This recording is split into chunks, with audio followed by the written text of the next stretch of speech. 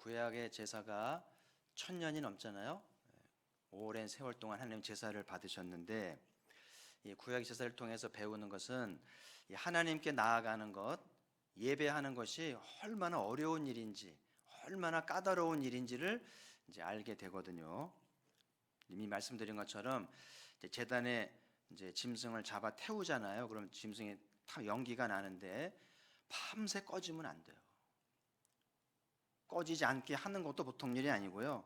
그리고 제사장은 늘 이제 그 성복을 입고 이제 성소를 드날 때마다 몸을 계속 씻어야 되고요. 옷을 갈아입어야 되고, 또 성소에 들어가면 이제 향을 피워야 되는데 반드시 정해진 기름으로 해야 돼요. 그리고 이제 떡을 12조각을 늘 놓는데 상하면 안 되고 늘 적절할 때 갈아야만 되고요. 1년에 한 번씩 지성소에 들어가게 되는데 이게 보통 일이 아닌 거예요. 또 하나님 지성소에 들어간다고 해서 하나님의 은총을 받는 게 아니고 하나님의 진노를 받을 수 있기 때문에 정말 떨리는 마음으로 목숨 걸고 들어가야만 됐거든요. 그래서 제사장은 이 지성소에 들어갈 때 자기 성복 주변에 방울을 달고 들어가서 죽으면 끌어내야 되기 때문에 그렇게 어렵게 하셨거든요. 그 레위기는 제사를 위한 책이잖아요. 여러 제사를 소개하면서 제사 방식을 쭉 소개하는데, 그러니까 어떻게 제사를 드리는지에 대한 이제 예배 매뉴얼이라고 봐야 되는데, 이 매뉴얼대로 하면 얼마나 까다로운지 몰라요. 우리 안 해봐서 모르는데, 우리가 만약에 그 당시에 살았으면 어떻게 제사를 드렸을까, 말씀대로 제사를 드렸을까 생각해 보면 쉽지 않았을 것 같아요. 예수님께서 영과 진리로 예배하라고 그랬잖아요. 어떻게 드리는 영과 진리로 예배하는 것일까요? 말은 간단한데 이게 보통 쉬운 게 아니거든요. 물론 영과 진리로 예배드리는 것이 레위기대로 예배드리는 것은 아니겠죠.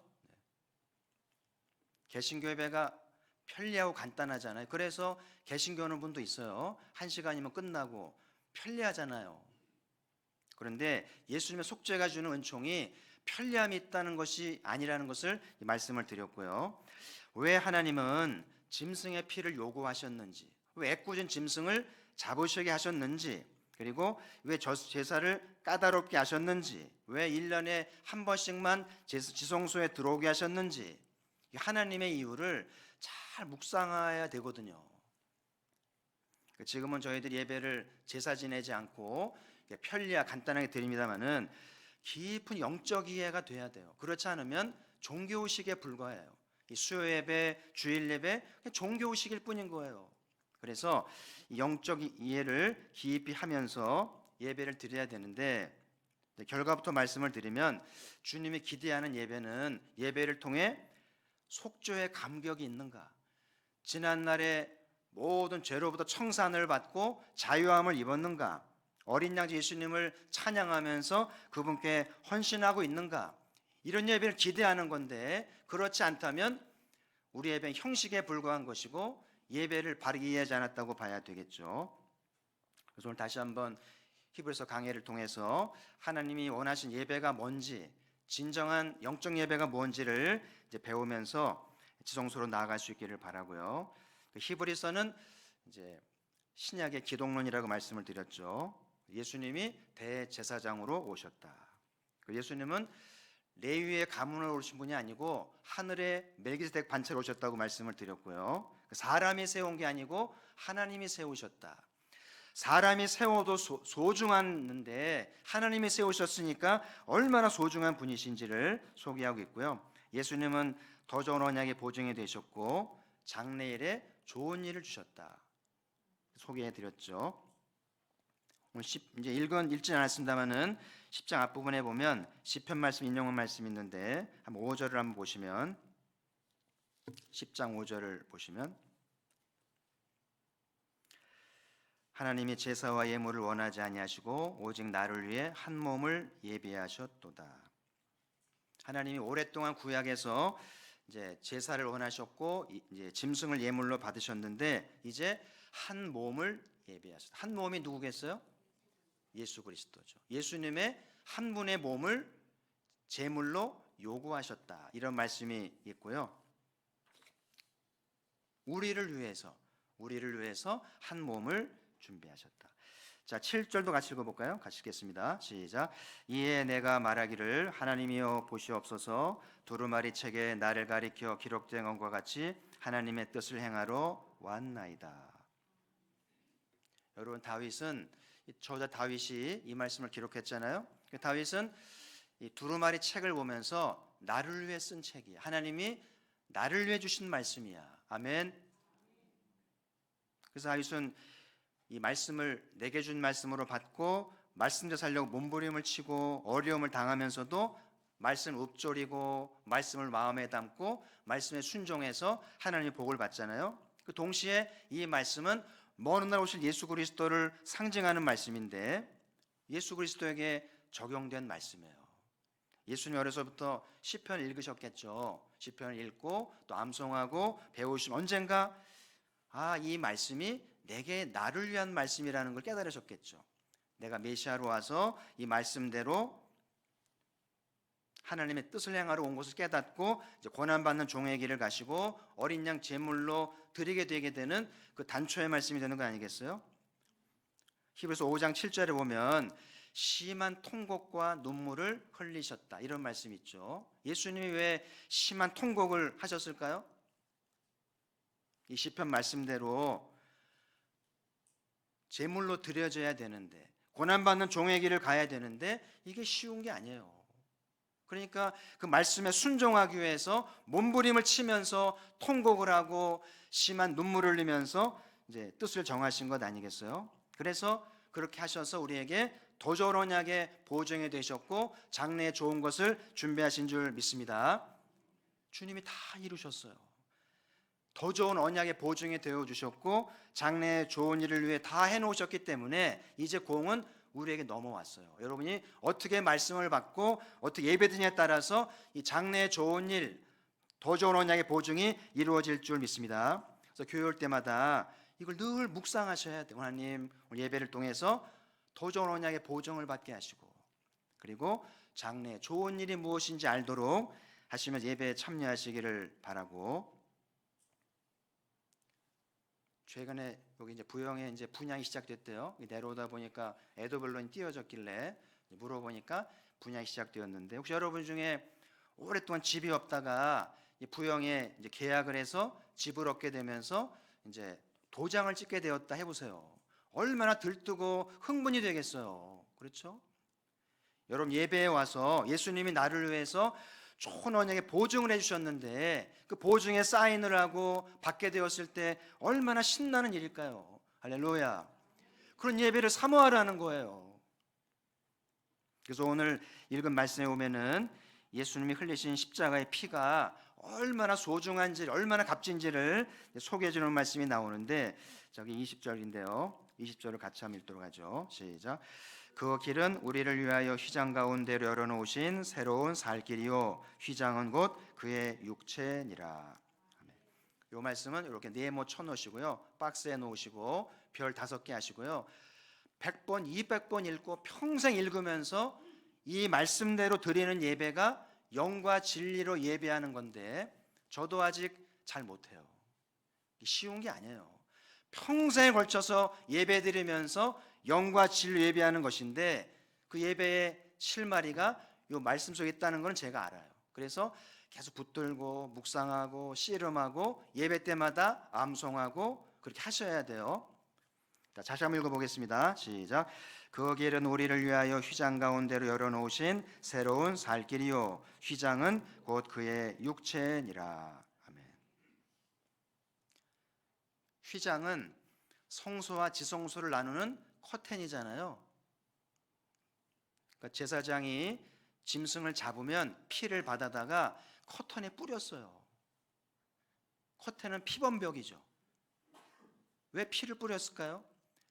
이 짐승의 피가 하나님께로 나아갈 수 있는 단초가 되는 거예요. 하나님은 피를 보시고 우리의 죄를 덮으시고 우리를 받으셨는데 이제 누구의 피예요? 예수님의 피가 흘려졌을 적에 휘장이 찢어졌다고 돼 있어요. 그래서 예수님의 피 덕분에 휘장이 찢어지고 휘장이 열리게 되었는데 휘장은 곧 뭐라고요? 그의 육체니라. 이걸 잘 이해하셔야 돼요. 구약에는 휘장에 피를 뿌려서 하나님께 나아가는 길을 마련했는데 이제 휘장을 찢어버렸어요. 휘장을 없애버렸는데 그게 없어지기 위해서 뭐가 필요했냐면은 예수님의 육체가 찢어져야 되는 거예요. 어느 글에 보니까 여러분 성탄절은 즐거운 날이에요? 좀 심각한 날이어야 되겠습니까? 이게 이제 뭐 메리 크리스마스 성탄 노래 부르고 이제 뭐 즐거운 날이죠. 근데 즐거운 날만은 아니라는 것을 알아야 돼요. 하나님이 독생자를 보냈을 때 33년 후에 그의 아들 육체가 찢을 것을 아셨을까요? 몰랐을까요? 모르실 리가 없죠. 그걸 알면 성탄절이 캐롤 부르고 즐거운 날만 아닌 게 분명하겠죠. 여러분이 아들을 낳았는데 훗날 이런 고난 당할 걸 알면 웃음이 나오겠어요? 미역국 드시겠어요? 그래서 여러분 히브리서를 아는 성도는 성탄절이 즐거운 날만 되면 안 돼요. 고난을 내다봐야 돼요. 그래서 이렇게 이제 1000년 동안 제사 제도를 없애시면서 휘장을 찢으시고 이제는 1년 365일 누구든지 들어오게 하신 거예요. 할렐루야. 아들의 육체를 찢으시면서 값을 지불하시고 누구든지 와서 내 앞으로 와서 약속을 받고 보증을 받고 살 길을 찾으라는 이야기죠. 예수님의 귀하신 찢기신 몸을 생각해서라도 우리는 은혜 받아야 되고요. 살 길을 찾아야 되고 하나님 만나야 할 줄 믿습니다. 그래서 히브리서를 통해서 예수님이 살 길 열어놓으셨는데 우리가 어떻게 해야 되는가 두 가지를 소개하려고 하는데 첫 번째는 나아가야 하는 것인데요. 뭐 당연한 말씀이겠습니다만은 우리에게 살 길을 주시려고 길을 열어놓으셨으니까 그 길로 나아가야 되잖아요. 지성소로 나아가는 게 할 일인데 예수님이 살 길 예배에 놓으셨더라도 속죄도 모르고 필요성을 모르면 예수님의 보혈은 나와 상관이 없어요. 그렇죠? 바리새인들을 보세요. 예수님이 이 땅에 오셨을 때 예배드리지 않았어요. 예수님을 몰라서가 아니잖아요. 성경 많이 알잖아요. 어디에서 오실지도 알았잖아요. 그런데도 예배드리지 않았어요. 그리고 예수님이 공생애 동안에 예수님을 늘 시험하고 음모하더니 십자가에 죽였잖아요. 성경을 몰라서가 아니잖아요. 너무 성경을 많이 알았잖아요. 그런데 예수님을 예배하지도 않고 영접하지도 않고 늘 시험했잖아요. 그래서 성경 지식이 중요한 게 아니고 이 지식을 가지고 하나님 앞에 나아가고 있는가, 속죄를 체험하고 은혜를 받는가가 중요하다는 것인데 오늘 본문에 보면 우리가 나아갈 때 꼭 기억할 게 몇 가지 있는데 19절에 보시면은 성소에 들어갈 담력을 얻었나니라고 되어 있죠.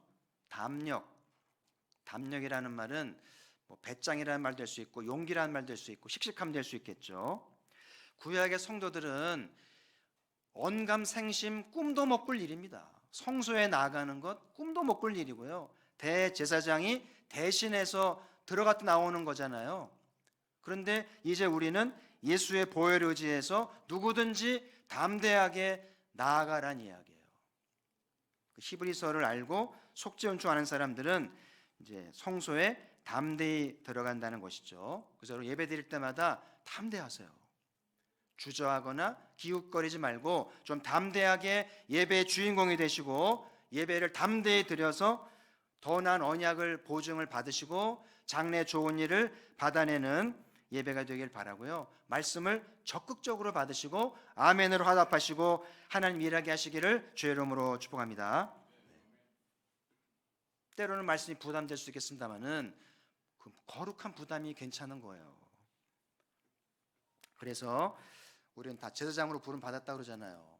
제사장이 이렇게 제단을 통해서 성소로 들어가서 지성소로 들어가는 것처럼 여러분이 마음속으로 내가 제사장이 되었기 때문에 제사장의 성막을 섬기듯이 그 섬기는 자세로 예배를 잘 드리시기를 바라요. 제단을 통과하고 물도망에 씻고 성소로 들어가서 또 지성소로 들어가서 하나님을 섬기듯이 그 예배를 담대히 하라는 거예요.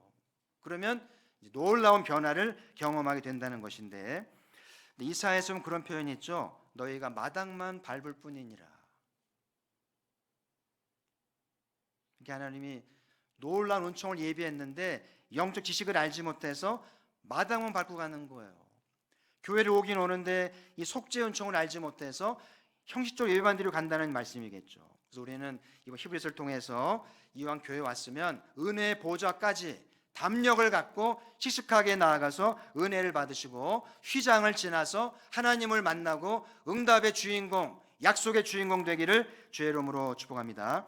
자, 또 한 가지 중요한 것은 뭐가 있냐면은 22절에 보시면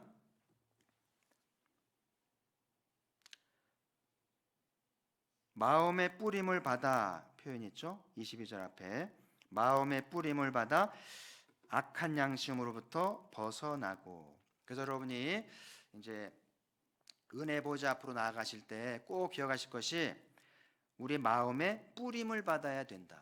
뭘 뿌림을 받는 거예요? 뭘 뿌려요?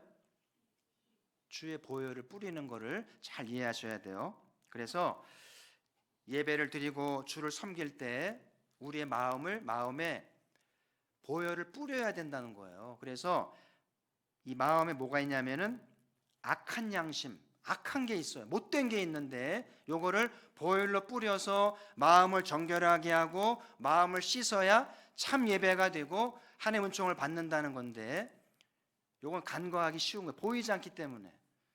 예배 순서를 따라서 잘 예배할 수 있는데 마음은 씻지 않을 수 있어요. 아무도 모르거든요. 마음이 뭔지도 모르겠고 어떻게 씻는지도 모르고 요걸 알아야 돼요. 그래서 이제 몸도 씻어야 되지만 동시에 마음의 악도 씻어야 된다. 기억하시고, 어떻게 마음의 보혈을 뿌릴까요? 이게 숙제예요. 각자 풀어야 숙제입니다.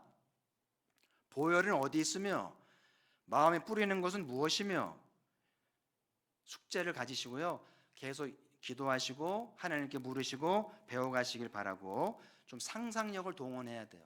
여기 보혈 없잖아요. 왜 교회 앞에 십자가를 달아놓을까요? 여기 보혈이 있다는 거예요. 예수님 저기에 보혈 흘리셨다. 가포교회 주의 보혈이 흐르는 줄 믿습니다. 이 피가 마르면 안 돼요. 그래서 예배 오면 십자가를 보면서 십자가 앞에서 보혈을 받으세요. 보혈을 받아다가 어디에 뿌리라고요? 마음에 뿌리는 거예요. 속으로 이렇게 마음에 뿌리세요. 내 마음의 악을 보세요. 양심의 악을 봐야 돼요. 내면의 선하지 않은 동기를 보시고 뿌려야 돼요. 그래서 마음이 정화되고 마음이 씻어지고 마음의 성소가 돼야 하나님이 임재하시고 예배를 받으시고 응답이 있고 복이 있는 거거든요. 중요한 말씀입니다. 상상력을 동원해서 보혈을 잘 떨린 손을 받으시고요. 마음에 뿌리시기를 바라고. 제가 볼 때 제일 좋은 거는 예수님이 직접 뿌려주시는 거죠. 내가 뿌려주마. 우리를 너무 사랑하셔가지고 오늘은 내가 직접 내 보혈로 네 마음의 악을 씻어주겠다. 할렐루야. 그러면 최고의 복이죠. 성령의 감동을 통해서 마음에 우리 보혈이 씻어지게 되면 얼마나 좋을까. 디도서에 보면 성령의 씻음과라는 말이 있어요. 중생의 씻음과 성령의 새롭게 하심인데, 성령의 도우심을 예수님이 직접 씻어주면 얼마나 좋을까. 요한일서에 보면 물과 피와 성령은 하나니라. 이거 참 어려운 말씀이죠. 그러니까 피하고 성령은 하나라는 거예요. 예수의 보혈 속에 성령이 흐르는 거예요. 그래서 성령의 도우심으로 예수의 보혈로 마음을 잘 씻는 사람이 이제 영과 진리로 예배를 시작하고 하나님 은총을 받기 시작하고 약속을 받고 기도가 권세를 받게 되는 거예요. 그래서 여러분, 마음은 보이지 않죠. 과연 우리 중에 누가 예배 시간에 마음의 악을 보혈로 씻어내면서 마음을 정화하고 주님을 영접하게 될지 주님만이 아시는 것이고 내 양심이 아는 것이죠. 그래서 아무쪼록 우리 가포교회가 마음의 악을 보혈로 씻어내서 정결한 심정으로 참 예배자가 되고 은총을 받기를 주의 이름으로 축복합니다. 오늘 또 한 가지 히브리서가 주시는 말씀은 살 길을 널어 놓으셨기 때문에 믿는 도리를 굳게 붙잡으라는 말씀인데요. 오늘 23절에 보시면 믿는 도리의 소망을 움직이지 말며 굳게 잡고, 그래서 오늘 히브리서의 이 귀한 말씀들을 믿는 도리를 굳게 붙잡으라는 말씀이죠. 6장 19절에 보면 예수님은 우리 영혼의 닷과 같다는 표현이 있어요. 예수님 우리의 소망은 우리 영혼의 닷과 같다고 하는데, 배가 정박할 때 닻을 내리잖아요. 닷 안 내리면은요 배가 휩쓸려 가잖아요. 그래서 닻을 내려서 고정을 시키는 것처럼 우리 인생이 예수 그리스도의 주신 소망에 영혼의 닻을 내려서 붙들어 매야만 흔들리지 않고 넘어지지 않는다는 말씀을 꼭 기억하시길 바라고요. 우리 민족성이라고 생각이 드는데, 물건을 살 때 정관 잘 읽지 않아요.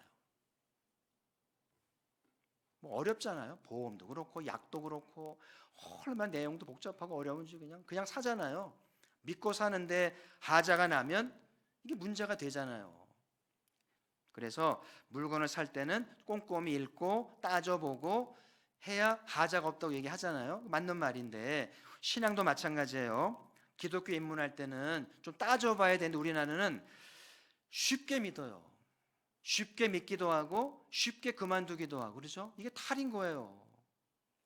그래서 신앙도 좀 더딜지라도 좀 따져보고 믿는 도리를 바르게 알고 믿는 게 참 중요한데, 그래서 오늘 예수님 우리에게 우리 소망의 도리를 주셨는데, 우리의 신앙에 잘 뿌리를 내리려면, 그리고 신앙을 자식에게 잘 물려주게 되려면 우리가 뭘 믿는 것인지, 속죄가 무엇인지를 아는 것이 굉장히 중요하기 때문에 잘 배우는 게 중요하다는 거예요.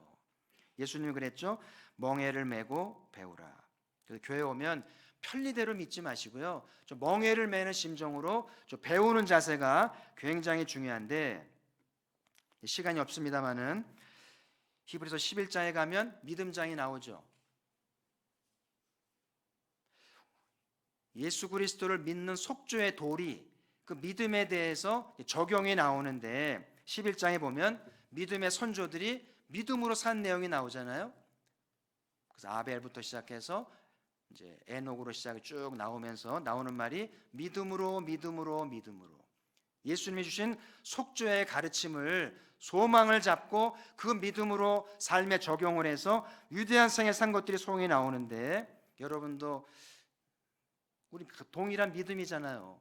여러분 믿음으로 뭘 할 것인지, 여러분 남은 생애 가운데 이 히브리서에 얘기한 속죄의 믿음을 잘 배우셔서 여러분도 믿음으로 행해 보시고 도전해 보시고, 노아는 믿음으로 방주를 지었잖아요. 아브라함 믿음으로 고향을 떠나서 약속의 땅을 받아냈잖아요. 할렐루야. 히브리서가 말하는 속죄의 믿음이 어마어마한 역사를 나타내는 거예요. 그래서 여러분들이 다 배우지는 못했습니다만은 오늘 예수님이 살 길을 열어놓으신 그 길을 잘 나가시면서 믿음의 도리를 잘 붙잡으셔. 여러분의 믿음이 땅에 묻어두거나 썩히지 말고 여러분의 직장생활, 자녀교육, 교회 섬김에 적용을 해서 믿음의 역사가 있기를 바라요. 무엇이든지 얼마든지 하나님은 일하신다는 것이죠.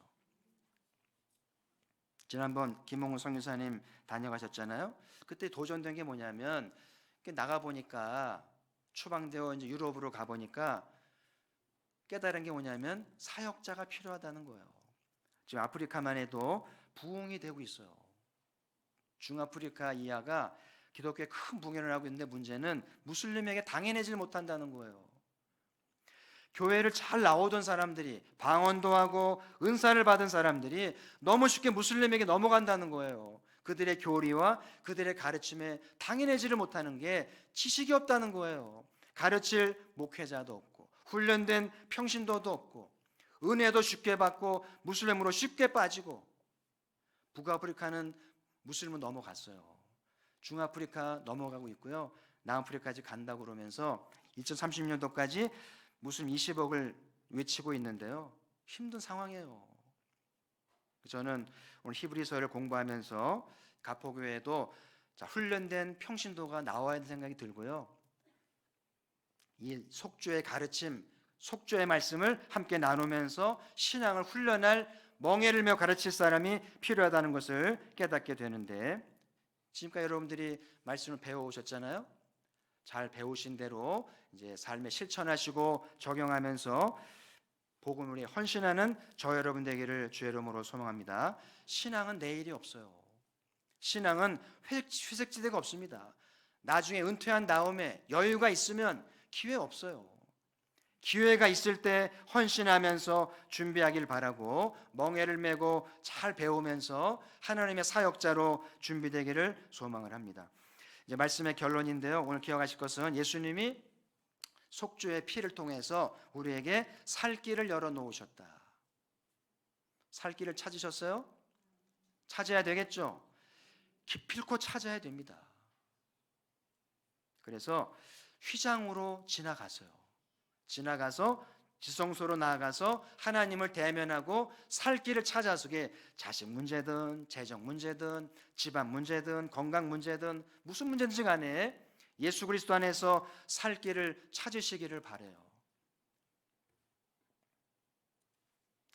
교회만 십자가를 걸어놓은 것은 여기가 휘장이라는 거예요. 휘장 사이로 지나가세요. 그래서 참 예배자가 돼서 예수의 보혈로 씻음 받으시고 하나님을 만나서 삶의 문제를 풀고 응답을 받으라는 사실이죠. 그러면 교회가 새로워지고 복음의 증거가 되고 열매를 맺게 되겠죠. 두 가지를 말씀드렸는데 담대하셔야 돼요. 예배 시간에 담대하게 나가시기를 바랍니다. 손님처럼 예배하지 마세요. 가포교인입니까? 가포교인이죠. 가포교회 왔잖아요. 그러면 담대히 나아가세요. 방관자가 되거나 구경꾼 되지 말고 은혜의 주인공 되시면서 예수님의 속죄를 믿고 담대히 나아가시길 바라고, 꼭 기억하실 것은 마음에 뭘 하라고요? 피를 뿌려야 돼요. 아무도 말해주지 않아요. 여러분 각자가 오늘 말씀을 기억하고, 목사님이 마음에 뿌리라고 그랬지, 예수의 보혈로 마음의 악을 뿌려서 깨끗게 하라고 그랬지. 세상을 살면서 마음이 자꾸 악해집니다. 더러워지고 사상이 부패하고 씻어내야 돼요. 그렇지 않으면 예배는 아무 소용이 없어요. 섬김 아무 소용 없어요. 하나님 받지 않습니다. 그래서 예배 드리기 전에, 교회 사역하기 전에 늘 마음의 악을 보혈로 씻어야 돼요. 그러기 위해서 가포교회가 보혈이 마르면 안 되겠죠. 보혈을 열심히 찬양하고 흘러 넘쳐야 돼. 그래서 누구든지 보혈로 마음의 악을 씻고 마음의 성소를 지어서 예배하게 되면 응답과 기적이 넘칠 줄 믿습니다. 그래서 마음에 복음이 심어지면 100배를 맺는 거예요. 재정이 100배고요, 지혜가 100배고요, 은사가 100배면 가포기는 어마어마한 교회가 되겠죠. 할렐루야. 왜 열매가 없는가? 왜 삶이 부진한가? 마음에 뿌리지 않았기 때문에 그렇고, 마음의 말씀이 심겨지지 않기 때문에 그런 거예요. 그래서 오늘 말씀을 잘 기억하고 예배될 때마다 마음에 뿌리라고 그랬지. 예수의 보혈로 뿌리라고 그래. 그리고 예수님 직접 뿌려주세요. 그러면서 마음의 악을 씻고 보혈로 씻어서 복음이 심겨지면 열매 맺는 것은 하나님이 하시는 것이죠. 두 번째, 오늘 히브리자가 말씀한 것은 믿음의 도리를 굳게 잡는 것인데, 오늘 속죄의 가르침, 히브리서의 가르침 지나치지 마시고요, 읽고 또 읽고 아주 그냥 집요하게 하면서 붙드셔야 돼요. 히브리서 12장 2절에 예수를 바라보자 그랬잖아요. 한번 따라해 보실까요? 예수를 바라보자. 이게 바라보자는 말이 시선을 고정하라는 거예요. 픽스하라는 겁니다. 좀 더 집중해서 꾸준하게 예수님을 바라보라는 건데, 그러면서 그 속죄의 교리를 잘 붙들고 잘 배우고 집중하면 거기에 살 길이 열린다는 거예요. 지금 세상이요, 너무 지식이 많고 너무 정보가 많고 복잡합니다. 근데 영적 지식은 너무 짧아요. 잡다한 지식은 많은데 영적 지식이 빈곤해요. 그러니까 우리 신앙이 결실이 부진하다는 거예요. 그래서 좀 멍에를 메시고 이제 교회 생활 잘 하시면서 레위기도 좀 도전하시고 히브리서 도전하시고 말씀에 집중적으로 배우시면서 우리도 이 믿음을 잘 배우셔서 히브리서 11장처럼 나도 믿음으로 뭘 해볼까? 믿음으로 도전해서 믿음의 역사를 만들어내는 우리 모두가 되기를 주의 이름으로 축복합니다. 잡심에서 기도할 텐데요. 반주를 좀 해주시.